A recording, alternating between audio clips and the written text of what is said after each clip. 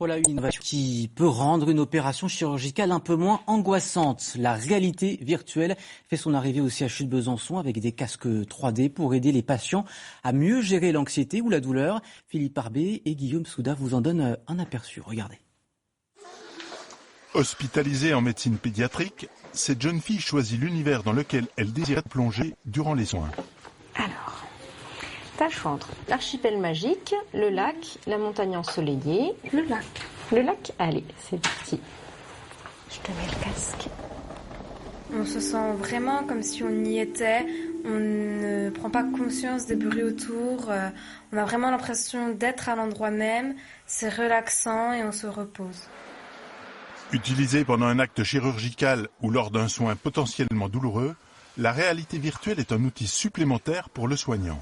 Si on sent que là, on fait à un moment du soin, on sait qu'on va peut-être appuyer plus fort, que ça va être plus douloureux, on peut envoyer un élément distractif. Par exemple, lors de la plongée, il y a des petits poissons qui apparaissent. Et comme ça interpelle l'enfant parce qu'il se dit « Ah, c'est quelque chose de nouveau », le temps qu'il est interpellé, nous, on peut, par exemple, poursuivre notre soin et faire ce qui est un peu plus douloureux.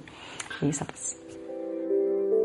Outre l'anxiété, ce casque permet également de réduire le coût de l'hospitalisation. On s'est rendu compte aussi que ça permettait de diminuer grandement l'utilisation des antalgiques auprès des enfants. Donc ce qui était vraiment très intéressant en termes de durée de séjour ou aux urgences en termes de prise en charge, etc.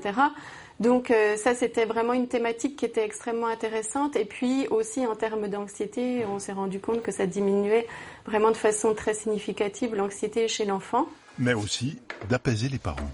À la fin de la séance, je l'ai senti effectivement très détendu et c'était appréciable que ça lui permette d'avoir un petit intermède par rapport à son séjour à l'hôpital.